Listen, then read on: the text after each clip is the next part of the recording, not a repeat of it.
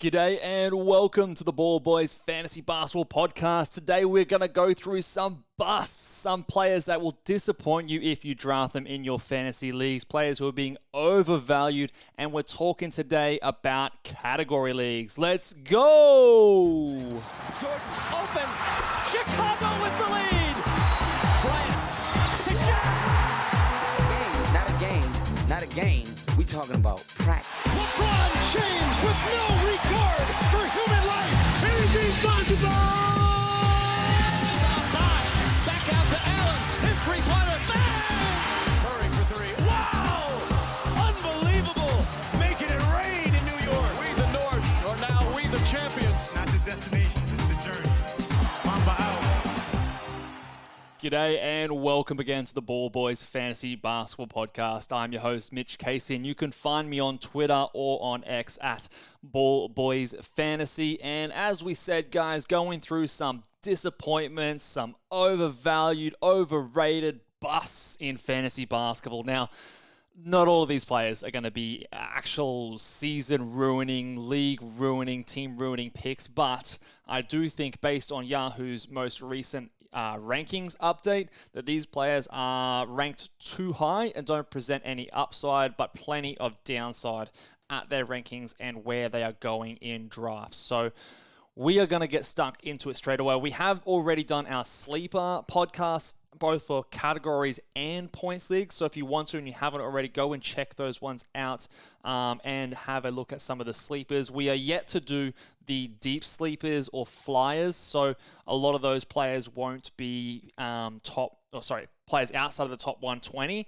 So we'll be doing some of those deeper guys who are ranked way down in a separate podcast to come.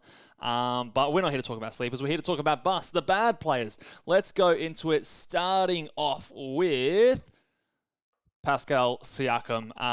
And the Raptors fans, they're up in the comments, but Pascal Siakam to me is just not as good of a category league player as he is a points league guy. Pascal Siakam is a player who gives you decent points, decent rebounds, and decent assists. Nothing elite, and is subpar when it comes to his efficiency.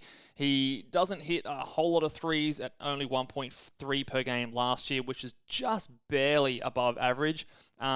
Average in steals and blocks as well. He just is kind of average across the board with a slight positive in rebounds and assists. The good thing about Pascal Siakam that I think elevates him a little bit higher than his ranking of 46 last season, which is on a 9 category ranking. When I do a -1 ranking, he actually falls back a little bit as well because of the fact that he doesn't benefit from any particular punt build. He isn't extremely elite in any particular one category. So he kind of is just that guy that falls down a little bit as a result. But he is a center eligible player. I will give him that. So as your center who can put up 24 points and nearly 6 assists per game, that is very useful in a team where you're punting big man stats and you can still get decent scoring, at least a 3 per game and nearly 6 assists. That is very, very useful. So I think in those situations, he could be maybe ranked a little bit higher, but being the 46th ranked player last season, I don't necessarily think he gets any better this season. There are still trade rumors swirling around Pascal. I don't know how well he thrives outside of Nick Nurse's extremely high minutes. He did that all in 37 minutes per game. And if I'm not mistaken, I think that led the NBA in minutes last season. So with a new coach in town, I think that scales down 2 to 3 minutes at least per game, which naturally should see his minute stats come down slightly. He's approaching 30 years old, so could you start to see him just slowly, not much, but just slowly starting to regress a little bit as he gets a little bit older? And again, when you're ranking him at 28, you're taking to the fact that he's a really good points league player versus his category league ranking, which is very average across the board. So I think his range for me is more in that 40 to 50 kind of a range versus round 3 where you're getting him at, Yahoo ranked 28. Some people might even reach for him in the end of the second round, which I am dead set against. I just think that you're really not getting much value in a player like Pascal Siakam at that point. And even this year with the abundance of centers, I think there are better options, even if you are punting those big man stats to get a center eligible player that can maybe do a little bit better than someone like a Pascal Siakam. So for me, he is the first bust of the list. Again, not obviously going to ruin your draft, but definitely overvalued, especially in category leagues. The next guy is a very similar story. Another big guy, it's Bam Adebayo. Now, he is a very interesting case because he's got a Yahoo ranking of 29, which I think would be okay if we could guarantee that Damian Lillard wasn't coming to this team. Now, we obviously cannot guarantee that. He was the 34th ranked player last season. He took a dip the last 2 years, 38th and then 34th, since the arrival of Kyle Lowry coming to this team, where his assists in the previous season was at 5.4, and they've come down to 3.4 and 3.2 in the last 2 seasons.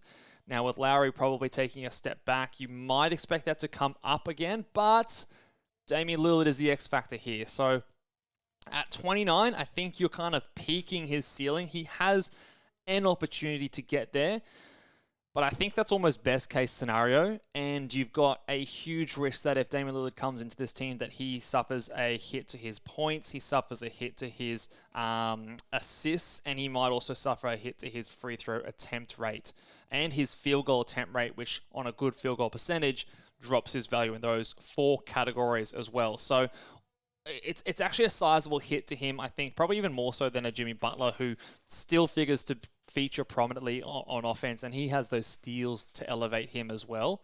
But I think Damian Lillard would come across, and we've seen it already to a degree when Kyle Lowry came across and he went from the 18th ranked player to the 38th ranked player. I think when you're drafting him at 29, you're drafting him at his peak ceiling, and there's nothing but downside here. So I've got a range here that's not too far away from the Yahoo ranking at 35 to 45. I think I'd probably rather get him closer to pick 40, just because I think you've scheduled in there or sort of placed in there a buffer for him to fall down. If Lillard doesn't come across, or you get a chunk of the season without Lillard, that's kind of like bonus. But expecting that when Lillard does come across, if that does eventuate, that you're not stung quite as much by getting Bam in the 3rd round, but rather as one of the 4th players on your team. So I think it's just about a round difference that I have him in my evaluation compared to where Yahoo has him ranked, and more just an interesting guy to talk about when it comes to ceiling versus floor, and that scenario of if Damian Lillard does come to this team, I think he can be a big loser. So I don't see much point in drafting him at 29 when there's nothing but downside. Let's talk about the Ball Boys Championship 30 League. So, guys, I am nearly full of the Ball Boys Championship 30 Leagues. I've already sent out a bunch of invitations to join a league of 30 teams, versing myself with a chance to win $500 with over $700 in total prize money. It is a slow draft in October, 9 categories head-to-head where you're versing multiple managers a week. It will be a 4-week championship playoffs simulating the NBA season. So you're going to have 16 teams and finishing with 1 champion at the end of it. Weekly lineups. So you're going to be setting your lineups once a week with smaller roster spots. So there won't be as much streaming going on. But if you want a chance to join that league and verse me in fantasy basketball this season, head over to the Apple Podcast section for this podcast, Ball Boys Fantasy Basketball, and give this podcast a 5-star rating and review. And in that rating and review, please leave your Twitter handle in there, and I will send you a DM on Twitter as long as you are following me to give you the invitation to the league. We only have a few spots left, so if you're quick, you will still be able to get into and join the league. We will be hoping to draft come October, so I'm wanting to get those invitations out. So jump in and get your review while you can, and give yourself a shot to verse me and 29 other fantasy basketball enthusiasts. Again, 5-star rating review, leave your Twitter handle and follow me at Ball Boys Fantasy. $25 entries. Very keen to verse you guys all there soon. All right, let's keep going. Nikola Vucevic is one of the bigger busts, in my opinion, so far this season. Yahoo rank of 36. I believe that is exactly what he finished last season. Let me just double check that one. So last year, So last year he was the 26th ranked player on a per game basis, and he did play all 82 games. Why do I think he's a bust, and why is my range so far down at 65 to 75? Well, last season we already saw a drop in his usage. So the last 3 seasons he went from 20 field goal attempts a game to 15.8 the year before last, down to 14 attempts last season. He's also gone from 2.2 free throw attempts down to 1.9 free throw attempts. The difference was that last season his free throw percentage went from 76% up to 83.5%. And his field goal percentage went from 47% up to 52%. So both percentages took a reasonably large increase compared to what he does on an average season. So if both of those numbers just come back down to career averages, then you're going to see a huge fall away, I think, in Vucevic's ranking because he doesn't give you elite threes. His steals and blocks are both below par.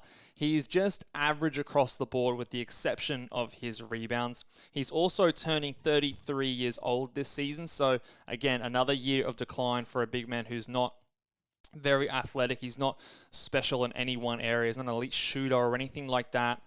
I just think that it's very, very easy for me to project him at a 49% field goal percentage. It could even go as low as 47, which he's done basically 3 years in a row prior to last year, and see him go from a guy who averages 17.5 points to averaging 15 points, 10 rebounds, 0.7 steals and blocks.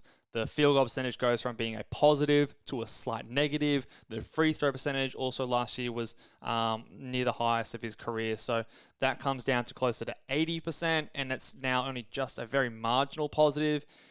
There's just a whole lot of very easy things for me to expect him to regress at age 33. The minutes could take a little bit of a dip with this team really not going anywhere anytime soon. So you've got the added risk of them completely blowing it up, which I don't necessarily think that they will, knowing the Bulls, they love to be just mediocre. But just him taking a step back to even just what he's been doing the previous seasons in terms of his percentages, combined with what we've already seen year after year as a slow decline in his attempt rate. If we continue that trend even further, so this is me even just saying that he'll put up the same as last year. If we continue that trend further, then he goes from 14 to 13 shot attempts. Again, you're going to see another hit to his scoring, a hit to his threes, and it's just a very slippery slope for Vucevic. So again, at 36, you're drafting him at absolute ceiling, in my opinion. I don't give a shit that he played 82 games last year. Some of you might disagree with that stance. I just don't think you can bank on that year after year.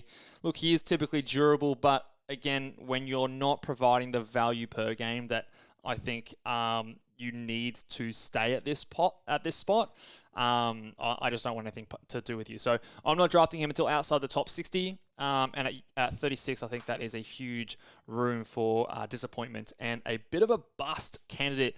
My leading contender for the number one bust at the season at the moment. We'll see how things go close to the season. The next guy here pains me to say, but Jaylen Brown of my Boston Celtics is a bust. Again, a culprit of being boosted by his points league value in Yahoo's trying to fit everything into one rankings method. So he is ranked 38th on Yahoo, but in a category league, he just does not provide this type of value. He scores a lot, and that's why his points league value is really good. But he is someone that last year was the 49th averaging player, or was the 49th ranked player in 9 category settings. Again, stats are pretty even across the board, so in -1 ranking, doesn't gain all that too much. So I think that he's definitely someone probably more likely to be drafted outside the top 50. You've got Porzingis joining the team to replace a Marcus Smart. I don't think that Brown's going to be the one that picks up the playmaking duty. We've seen all the footage of him dribbling and he doesn't have a left hand and all this sort of stuff. So I don't think he's going to get the benefit of Marcus Smart's assists. Whereas I think someone like Porzingis is going to shoot more than a Smart, so his usage might take a slight dip this season. And again, he just is kind of average across the board. So I've got 45 to 55 because, again, points are hard to come by, and he can give you 25 points per night, which definitely probably means he gets drafted ahead of where his projection and his ranking might be. But 38 to me is too high. It's not someone I want to reach inside the top 40. You're still getting really good players at that point. So he's definitely a guy that I'm not reaching until it gets to the 5th round. So I just think there's better options. And again, you're basically drafting him higher than he's ever been before. His highest season was in 2021, where he ranked as the 40th ranked player in a 9 category setting. And yeah, I just don't think you can expect him to do that when you've added a Kristaps Porzingis. And again, he's 27, so he's in his prime, still not necessarily worried about decline, but I just think it'd be foolish to draft him at his peak or higher than he's ever done before when you've added a player that is expected to take some usage away from you. The next guy here, Scotty Barnes. Again, I feel more confident than these busts than I do with all of my sleeper picks. I think these guys are pretty clearly going too high. In my opinion, Scotty Barnes regressed in his second year compared to his first year. He was as my computer loads here, he was the 86th ranked player on a 9 category setting after being 69th in his rookie season. So he got worse in his efficiency. His field goal dropped. His rebounding dropped. His steals and blocks maintained the same. Assists went up. So even his assists and free throw percentage went up. He still dropped down. The rebounding is really concerning because that really dropped away once Jakob Poeltl came to this team, and I think that will continue. So I think that he went from... So he averaged 6.6 for the season, but actually averaged 5.4 in the last 2 months of the season, which was post-trade deadline, and Jakob Poeltl was there. So I'm expecting him more to be in that 5.5 rebounds per game. Yes, Fred VanVleet is gone, so I do project him to see an increase in assists. So he probably will average maybe 5.5 to 6 assists per game, and that is all well and good, but I don't think that covers up the 35 spot ranking increase that they expect over on Yahoo. He's still inefficient. He doesn't shoot threes. I think the blocks also fell away. So in the last 2 months, he blocked 0.6 shots per game versus 0.8 for the entire season. So he was blocking closer to sort of 1 shot versus 0.6 after Jakob Poeltl got there. So I think that's going to take another drop back down. I haven't really seen any improvement in his shooting or efficiency in his field goal percentage, which you would expect that or hope that to be something of a strength in his game. Maybe when he's got the ball in his hands, he can do a little bit more, but I just don't really see him as that kind of player. I don't know if he's going to really succeed as a permanent on-ball point guard type guy. So at 51, I think you're bypassing a lot of other talented players to really reach for Scotty Barnes. And I just realized that I've spelled his name wrong on this hint. Scotty Barnes. I will just go ahead and fix that one up while I do that. But he is just someone that you are not getting any value on, in my opinion, when you draft him at that point.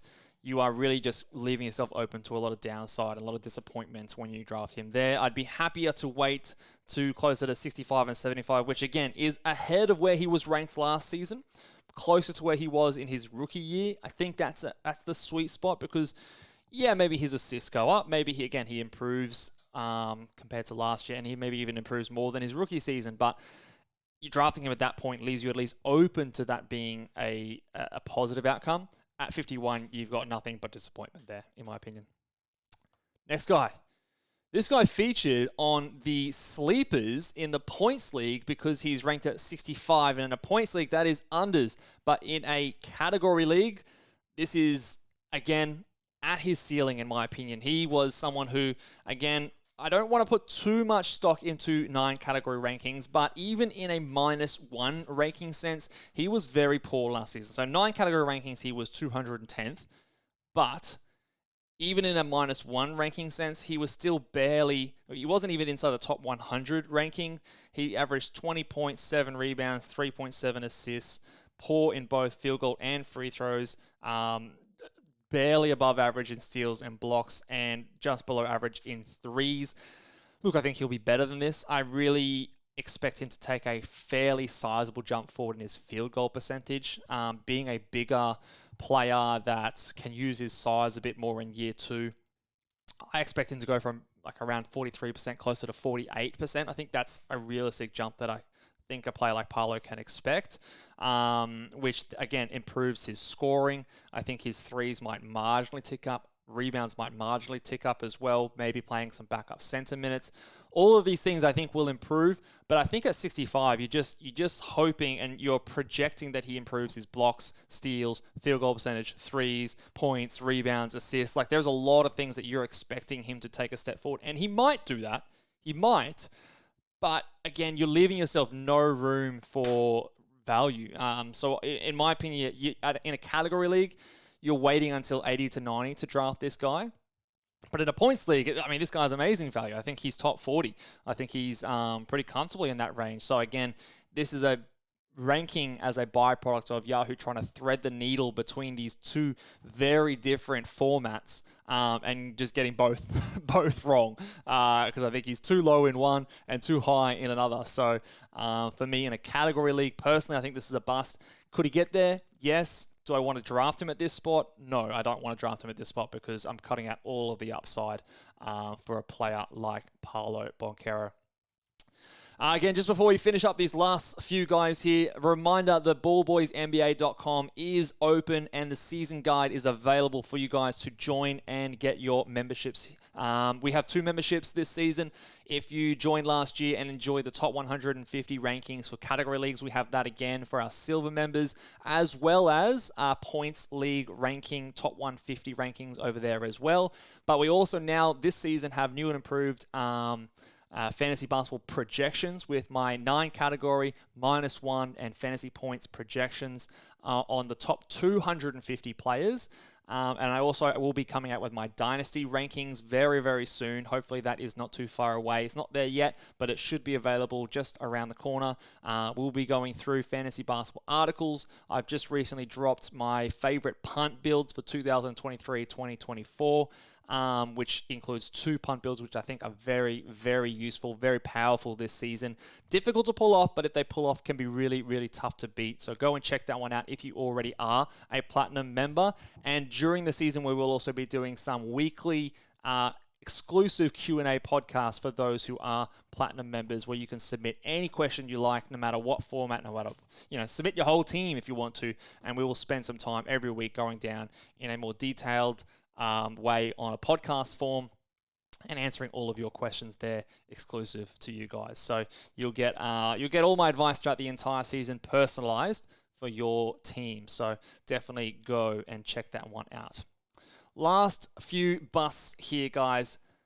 The next one here, Clint Capella. Now, I am of the belief that this is the season that we'll see at least Clint Capella and Onyeka Okongwu split time.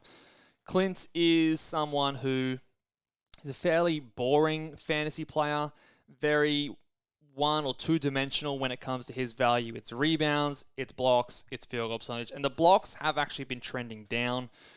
Last season he averaged 1.2 blocks. The year before he was 1.3. He's no longer that 2 block per game guy, which had him right up there as a punt free throw guy that gave you that Rudy Gobert light numbers.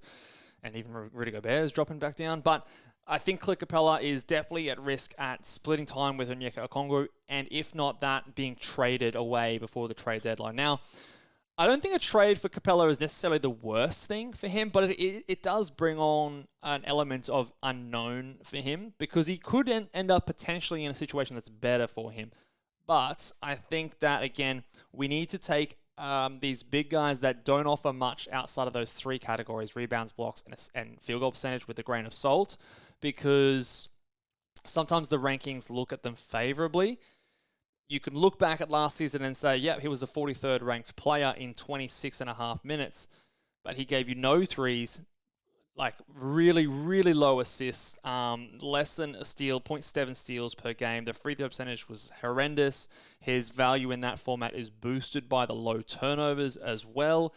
So I think more realistically, we should be viewing him closer to that 90 to 100 range because, again, he's a big boost in two categories. The blocks are okay. There's more blocks than ever in this year's NBA, in my opinion. So you can get some guys who still block shots and have more upside at a similar, if not later, range in the draft for me. So Clint Capella is definitely someone that, if I really need to get those stats at the end of the top 100 range, I can target a Clint Capella, but by no means am I going out of my way to draft him in the middle rounds. I think, again, at 71, the way that his value actually affects your team, this is too high for him, and you're not actually getting a decent producer in this spot with a bit of a risk that I don't know if he's too much of a bench guy moving forward, but he definitely, I don't think he's a 30-minute a night player anymore, is Clint, and that really limits his upside to get any more value than the Yahoo's ranking of 71 here. So closer to 100 is more where I like Clint Capella. The next guy here, I'm starting to lose faith in Jalen Green. I was never huge on Jalen, but I was willing to be proven wrong because of his offensive talent. But when it comes to fantasy basketball, we need more. We need more than a guy who can just score points. Think of RJ Barrett. RJ Barrett is a guy who's scored points forever, and he's never been a guy that's been super valuable for fantasy. Now, Jalen Green, I think, is a better player than RJ Barrett. Don't get it twisted. Don't get me wrong. But you can see the similarities in terms of he's inefficient. He doesn't get steals or blocks. His assists aren't super high. Like 3.5 per game is not going to be enough to get it done. Now, he hits more threes, and he probably has more potential to be a greater scorer. He could be 25 points per game. That's definitely within his realms of possibility, but can you do anything else? I just don't know if I see it. Plus, you're adding in Amen Thompson.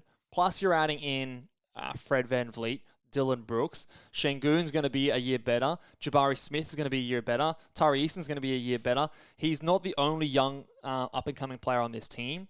There are plenty of other talented options that they can feature on offense a bit more. So for me, Jalen Green, he's a guy that you grab late, around that pick 100 mark again if you're desperately in need of points, because it can be hard to find.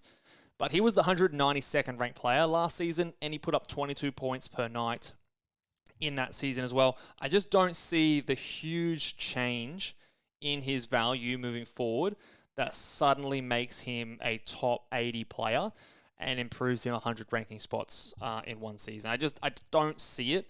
Maybe it's him going from 70. Maybe he does a Shai Gilgeous-Alexander and he goes from 78% to 88% from the free throw line. He does it on 7 or 8 attempts per game. That would be maybe something that you could point at, and that takes him from 22 points to 25 points, and he does it on elite efficiency in free throws, and then you can just punt the field goal percentage and find your steals and assists elsewhere. Maybe, but again, we can't project that. We can't just project a guy who's been 79, 78% from the free throw line to suddenly go up 10 percentage points. That would just be irresponsible. So I don't like getting him at this ranking spot at 74. But again, if you need points around pick 100, he is fine for that reason. And these last couple guys, you can probably pick it. Had to have him on here. Tobias Harris, my friend, your friend, Tobias Harris. Good old boring Tobias Harris. He just is someone who I don't mind as much as I disliked him last year. And again, it pissed me off to no end last season when he was racking up all these steals early in the season and making me look like an idiot after he was the number one bust candidate last year. But we did see in the final 2 months of the season, or the last month and a bit, the steals came way back down. So he averaged 0.9 for the season after 0.6, 0.7 the years prior. So he'll fluctuate between that 0.6 and 0.9 steals per game. The threes and everything like that were okay. I think with James Harden gone, he has a chance to feature more heavily in the offense. But again, when we talk about -1 rankings, which is again more of what we need to consider when it comes to head-to-head leagues, he just doesn't get the boost like any player does behind him. So if I look at my projections here and I look at the difference between his -1 ranking and his 9 category rankings, he still ranks at inside. He ranks higher than this in a Yahoo rank. So his Yahoo rank is at 82. My 9 cat projection has him higher than this, but my -1 ranking has him 30 spots lower than this. So just the vast difference between his 9-category setting because he's low turnovers, does everything average, versus him doing everything average and nothing even better than good. Just puts him way down the board, and you can really target those guys if you are punting a certain category that provides you really big strengths well ahead of Tobias Harris. So to me, there's no upside in targeting him before pick 100. He will look better than this when it comes to that ranking number you see on Yahoo. But in a -1 setting, this guy he's just bad. He's just really bad because he's just the prototypical, like, absolute average across the board. Every single category, he is just barely average. So that is not someone I want in my fantasy team. It may look good, top 60 player last year. You can say that as much as you want, but to me, averaging 14, 6, 2.5, less than a steal, less than half a block, less than 2 threes on just okay percentages it's not exciting to me. I don't want that on my fantasy team. That's not where you're going to win your league. So drafting him at 82 just seems pointless to me when you could be taking a high upside swing and potentially winning your league with a player that breaks out. And Tobias Harris will not be doing that. And a very similar story with typical good old-fashioned Mitch here. Russell Westbrook. Had to finish it. Russell Westbrook is ranked at Yahoo 110. In a category leagues, I'm not touching him until outside the top 140. Gone are the days where he's giving you those big triple-double numbers, which was really the appeal of Russell Westbrook. After signing at the Clippers last season, in the last couple of months, he averaged 15, 5, and 7.5. But again, on typical Westbrook fashion, turned the ball over a shit ton. Field goal percentage was actually not too bad at the Clippers. Not good, but it wasn't horrendous. But free throw percentage, again, killed you. No threes, no blocks. The steals are low. So I think he's someone, again, in certain builds, you can take him as like a late round flyer. But at 110, you're still filling out your top 10 spots, your starting squad. And I do not want Russell Westbrook to be that. I know that I think today got reported that James Harden trades for the Clippers broke down, but you still always have that risk that they are looking to replace him. Hopefully Kawhi and Paul George play more this season than they did last year. And if that is going to be the case, then he's going to get hit pretty bad. And his fluctuations between his good and his bad is very frustrating for a lot of the time. So for me, I think there's better guys you can take an upside swing on at this point. So late round flyer for those of you who are punting free throw percentage and threes potentially. But outside of that, I don't really want anything to do with Westbrook at number 110. That will do it for our busts, guys. We've got one more bust show on the points leagues coming out very soon. Make sure you stay tuned for that. And then, like we said, we're going to have the late round flyers, deep sleepers coming out soon, as well as some more mock drafts. I will also be starting a brand new series coming up soon, which I'm very excited to share with you guys. I've been doing a bit of work on it in the last several weeks. A little bit of a fresh take, I hope, leading up to the start of the season. But stay tuned for that one. Again, make sure you guys are following me on Twitter at BallBoysFantasy. Make sure you're subscribed to this podcast and this YouTube channel. I'm trying to get to 10K subscribers on YouTube. Help me get there. Otherwise, thumb the video up. I'll see you next time. Bye.